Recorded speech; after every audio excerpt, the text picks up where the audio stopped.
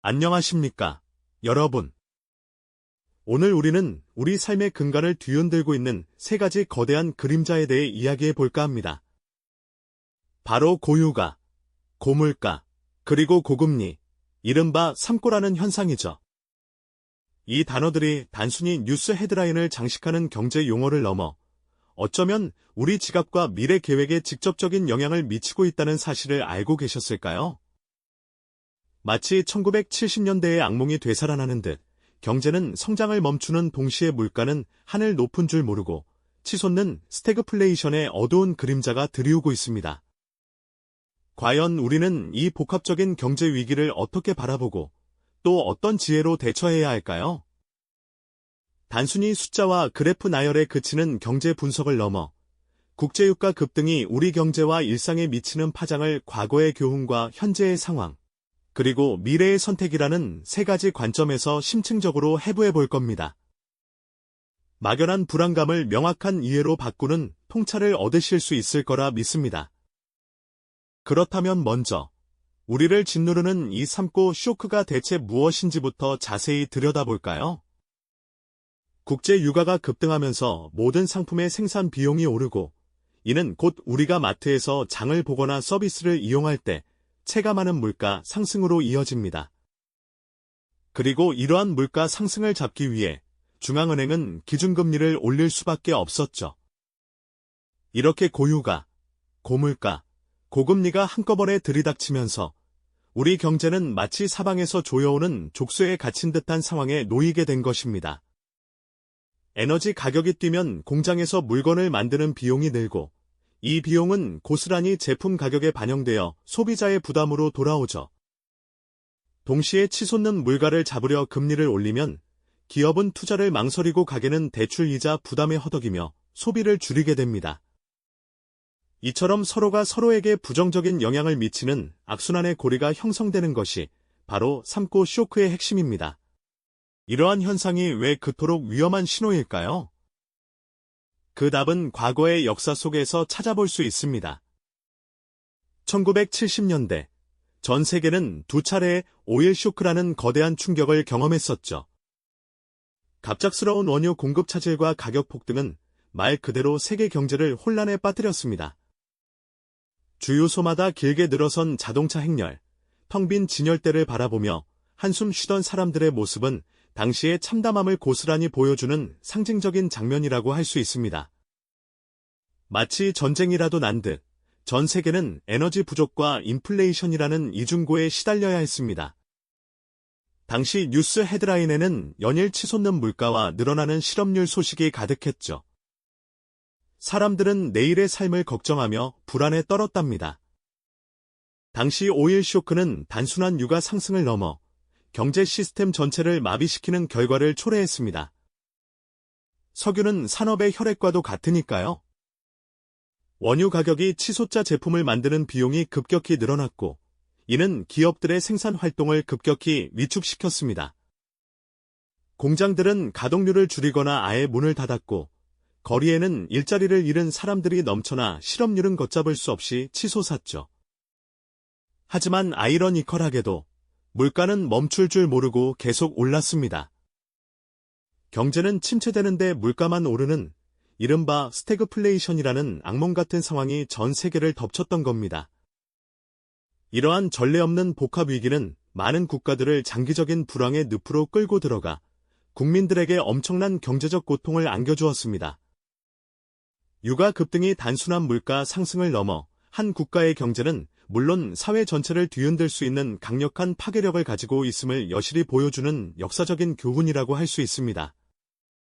결국 당시의 오일 쇼크는 단순한 에너지 위기가 아니라 생산 비용 증가와 소비 위축, 투자 감소로 이어지는 거대한 경제적 악순환을 촉발하며 전 세계 경제의 근간을 흔들었던 것이죠.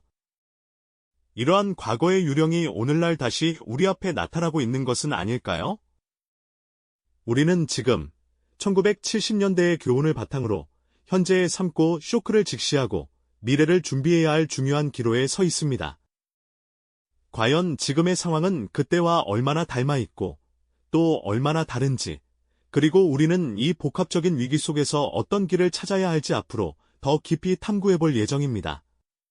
지난 시간, 우리는 1970년대 오일 쇼크가 불러온 스태그플레이션이라는 악몽과 현재 우리를 덮치고 있는 삼고 쇼크의 불길한 그림자를 살펴보았죠.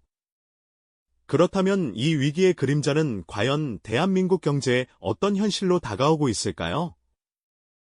이제 그 민낯을 자세히 들여다볼 차례입니다. 가장 먼저 국제 유가와 원자재 가격 급등으로 제품 생산 기업들의 비용 부담은 말 그대로 눈덩이처럼 불어나고 있죠. 공장을 돌리는 데 필요한 에너지는 물론 해외에서 들여오는 주요 원자재 값까지 천정부지로 솟으니 기업들은 치솟는 생산 단가를 감당하기 위해 고심하거나 울며 겨자 먹기로 제품 가격을 올릴 수밖에 없는 처지입니다. 특히 석유 한 방울 나지 않는 우리나라의 높은 에너지 수입 의존도는 고유가 상황에서 기업들의 발목을 잡는 구조적 취약성으로 작용합니다. 생산 비용이 늘어나면 당연히 제품 가격도 오르게 되고요. 이는 다시 수출 시장에서의 경쟁력 약화로 이어지는 악순환을 낳게 되는 겁니다. 과거 가격 경쟁력으로 세계 시장을 선도했던 우리 기업들은 이제 환율과 원자재 가격의 이중고 속에서 고군분투하고 있습니다. 수출 경쟁력이 약화되어 항구에 쌓여가는 컨테이너 속에서 우리 기업들의 깊은 한숨이 들리는 듯하죠. 기업의 어려움은 고가계의 고통으로 직결됩니다. 물가가 치솟으니 마트 장바구니는 점점 가벼워지고 지갑을 여는 손길은 망설여집니다. 똑같은 월급을 받아도 실질적으로 구매할 수 있는 물건의 가치는 계속 줄어들고 있다는 뜻이죠. 가처분 소득이 줄어들면 사람들은 소비를 줄이게 되고 이는 내수 시장의 침체로 이어집니다. 여기에 고금리까지 덮치면서 주택담보대출이나 신용대출을 받은 가게들은 매달 불어나는 이자 부담에 허리가 휜니다. 고금리 시대의 이자 고지서를 받아든 직장인들의 표정에서 깊은 시름이 느껴지는 건 당연한 일이죠. 한편에서는 빚을 갚기 위해 안간힘을 쓰는 동시에 다른 한편에서는 소비를 줄여야만 하는 이중고에 시달리고 있는 겁니다. 특히 자영업자들의 고통은 더욱 심각합니다. 팬데믹 여파가 채 가시기도 전에 닥친 삼고 쇼크는 그야말로 치명타입니다.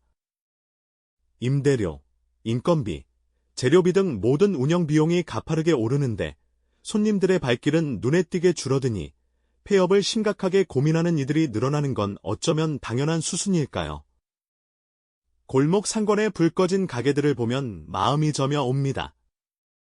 희망을 잃어가는 자영업자들의 모습은 우리 경제의 한 단면을 여실히 보여주는 슬픈 자화상이죠. 이러한 경제 주체들의 고통은 결국 국가 재정에도 부담으로 작용합니다. 경기가 위축되면 세수가 줄고 동시에 취약계층 지원이나 경기 부양을 위한 정부 지출은 늘어납니다. 늘어나는 재정 부담 속에서 어떻게든 균형을 잡으려는 정부의 노력은 녹록지 않은 상황이죠. 특히 에너지 수입 대금으로 막대한 외화가 빠져나가며 무역 수지에도 적신호가 켜집니다. 과거 외환 위기를 겪었던 우리에게 무역 수지 악화는 결코 가볍게 볼 수 없는 문제이겠죠. 이처럼 삼고 쇼크는 단순히 몇몇 경제 지표의 변화를 넘어 우리 사회의 다양한 주체들에게 복합적이고 심층적인 고통을 안겨주고 있습니다. 기업은 생산을 줄이고 가게는 소비를 포기하며 자영업자는 문을 닫고 국가는 재정적 압박에 시달리는 그야말로 총체적인 난국인 셈입니다. 이 모든 현상의 이면에는 에너지 수입 의존도가 높은 대한민국의 구조적 취약성이 자리하고 있음을 우리는 다시 한번 깨닫습니다. 과연 이 위기의 파고를 어떻게 넘어서야 할까요? 다음 시간에는 국제 유가 변동 뒤에 숨겨진 보이지 않는 손들의 전쟁, 즉 지정학적 배경에 대해 더 깊이 탐구해 보겠습니다. 이전 시간에 우리는 고유가, 고물가, 고금리의 삼고 쇼크가 우리 경제의 각 주체들에게 얼마나 깊은 상처를 남기고 있는지 면밀히 살펴보았죠. 기업은 생산 활동을 위축시키고 가게는 필수적인 소비마저 포기하며 자영업자들은 폐업의 기로에 서는 그야말로 총체적인 난국이 펼쳐지고 있었는데요. 이 모든 현상 뒤에는 에너지 수입에 대한 대한민국의 높은 의존성이라는 구조적 취약성이 자리하고 있음을 우리는 다시 한번 깨달았습니다. 그렇다면 과연 국제 유가의 이 거대한 파도는 도대체 어디에서부터 시작되는 것일까요?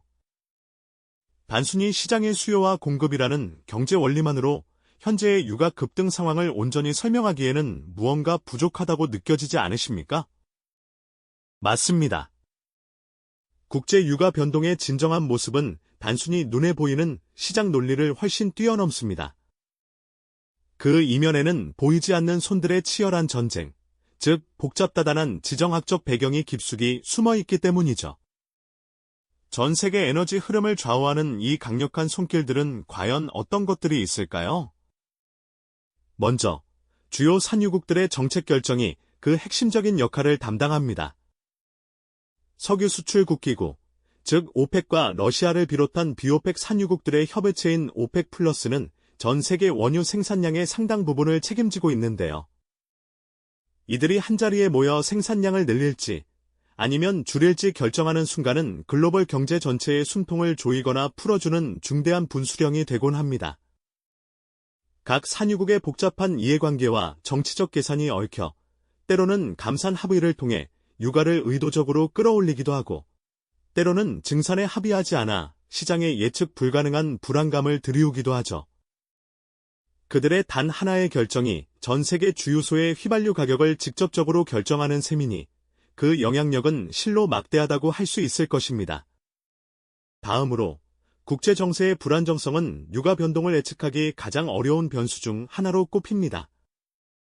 특히 러시아 우크라이나 전쟁과 같은 대규모 국제 분쟁은 에너지 시장 전체를 뿌리째 흔들어 놓는 결정적인 요인으로 작용하는데요.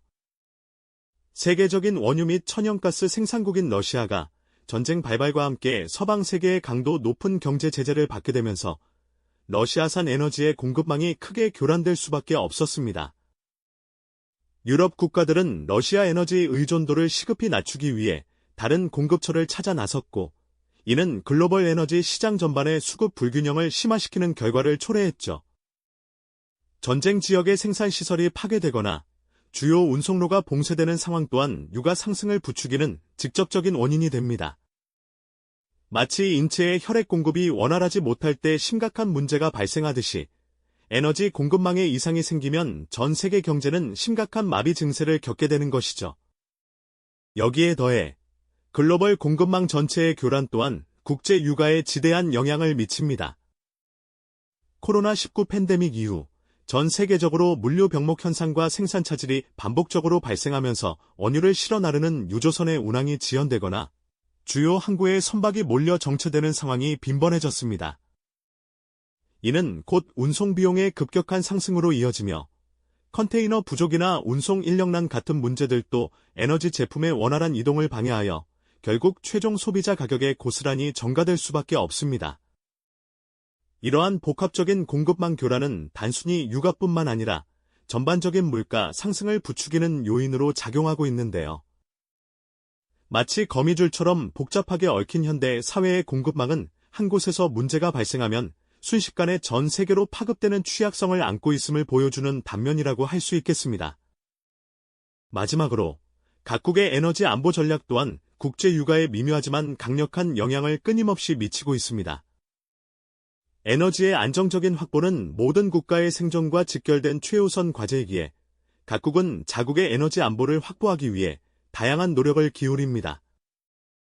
어떤 나라는 비축유를 늘려 만일의 사태에 대비하고 어떤 나라는 특정 산유국과의 전략적 관계를 강화하며 안정적인 공급처를 확보하려 애쓰죠. 또 다른 나라는 신재생 에너지로의 과감한 전환을 서두르며 화석 연료 의존도를 줄이려 노력합니다. 이러한 다양한 국가적 전략들은 글로벌 에너지 수요와 공급의 균형에 끊임없이 변화를 가져오며 유가 변동의 중요한 축을 형성합니다. 마치 바둑판 위에서 각자가 최선의 수를 두려는 것처럼 각국의 에너지 안보 전략은 유가의 흐름을 예측하기 어렵게 만드는 또 다른 지정학적 변수가 되는 셈입니다. 이처럼 국제 유가의 움직임은 단순히 시장의 법칙만을 따르는 것이 아니라 주요 산유국들의 복잡한 정치적 이해관계, 예측 불가능한 국제 분쟁, 그리고 전 세계적인 공급망 교란과 각국의 에너지 안보 전략까지 수많은 보이지 않는 손들에 의해 좌우되는 복합적인 현상입니다.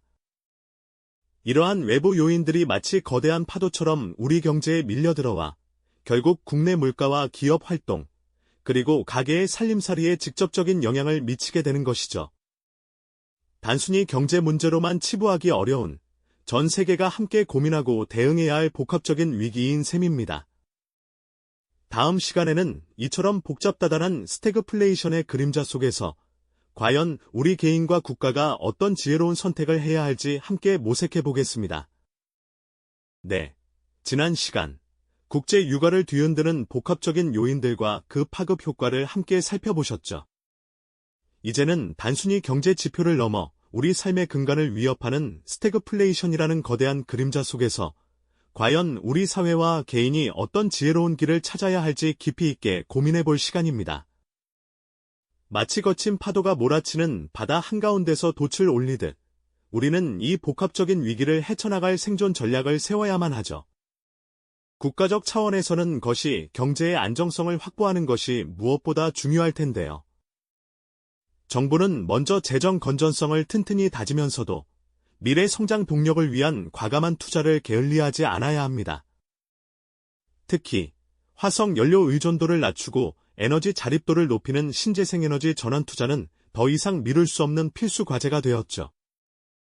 해상풍력이나 태양광 발전 확대, 수소 경제로의 전환을 서두르는 등 지속가능한 에너지 생태계 구축이야말로 장기적인 유가 변동성에 대비하는 가장 확실한 방패가 될 것입니다. 또한 취약 계층이 이 파고를 무사히 넘을 수 있도록 촘촘한 사회 안전망을 강화하는 것도 빼놓을 수 없는 역할이죠. 치솟는 물가와 금리로 고통받는 이들에게 실질적인 지원을 제공하고 일자리 창출을 통해 경제적 자립을 돕는 정책은 사회 전반의 안정성을 유지하는 데 필수적입니다. 기업들은 어떨까요? 이 위기 속에서도 생존을 넘어 성장의 기회를 잡으려면 혁신적인 접근 방식이 필요합니다. 생산성을 극대화하기 위한 스마트 팩토리 도입이나 로봇 자동화 같은 효율성 증대 노력은 물론 새로운 기술 개발과 친환경 비즈니스 모델로의 전환을 통해 미래 시장을 선점하려는 과감한 투자가 요구됩니다. 예를 들어 전기차 배터리 기술 고도화나 에너지 효율 신소재 개발처럼 변화하는 시대의 흐름을 읽고 선제적으로 대응하는 기업만이 살아남을 수 있을 겁니다. 그렇다면 우리 개인은 어떻게 이 격동의 시기를 헤쳐나가야 할까요? 가장 먼저 현명한 소비 습관을 정립하는 것이 중요합니다. 불필요한 지출을 줄이고 에너지 절약에 적극 동참하는 작은 실천들이 모여 가계 경제에 큰 힘이 될 수 있죠.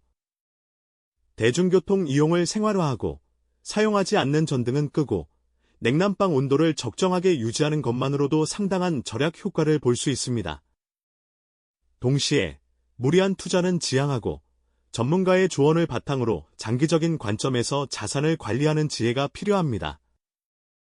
변동성이 큰 시장에서는 섣부른 판단보다는 안정적인 포트폴리오를 구성하고 꾸준히 재테크 정보를 습득하며 자신의 금융 지식을 키우는 것이 중요할 겁니다.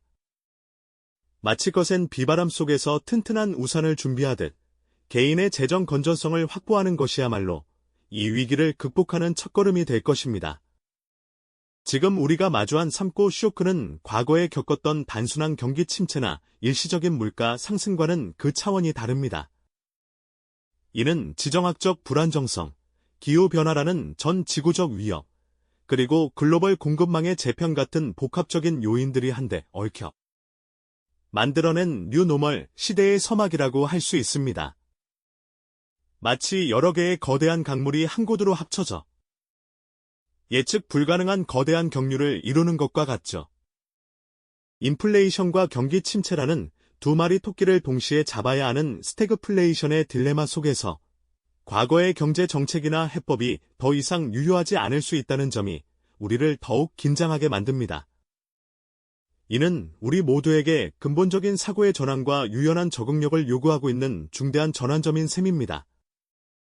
우리가 살아가는 방식, 그리고 국가가 나아가야 할 미래 전략을 근본적으로 재설정해야 하는 시기인 것이죠. 막연한 불안감에 갇혀 있기보다는 이 위기를 명확히 이해하고 각자의 자리에서 지혜로운 선택을 해나가는 것이 그 어느 때보다 중요하지 않을까요? 오늘 우리가 나눈 이야기는 단순히 국제유가나 물가 숫자의 일희일비하라는 메시지가 아닙니다. 그 뒤에 숨겨진 복잡한 배경과 우리 경제에 미치는 파급 효과를 다각도로 이해하고 능동적으로 대응하려는 노력이 바로 이 불안정한 미래를 헤쳐나갈 가장 강력한 무기가 될 것이라는 점을 말씀드리고 싶었습니다. 스태그플레이션이라는 그림자가 들이온 시대는 분명 우리에게 어려운 도전들을 던져주겠지만 동시에 우리 사회가 더욱 강하고 유연하게 진화할 수 있는 귀중한 기회가 될 수도 있습니다. 위기 속에서 새로운 가능성을 발견하고 함께 더 나은 미래를 만들어갈 지혜를 모으는 것이야말로 우리가 나아가야 할 방향일 테죠. 이처럼 복잡다단한 경제 위기 속에서 우리는 과연 어떤 기술적, 사회적 혁신을 통해 새로운 돌파구를 찾을 수 있을까요? 다음 이야기에서는 탄소 시대, 에너지 전환의 명과 암을 통해 지속 가능한 미래를 위한 인류의 도전을 심층적으로 탐구해 보겠습니다. 이 영상이 도움이 되셨다면 좋아요와 구독 부탁드립니다. 여러분의 응원이 제게 큰 힘이 됩니다. 다음 영상에서도 더 유용한 정보를 공유하겠습니다. 감사합니다.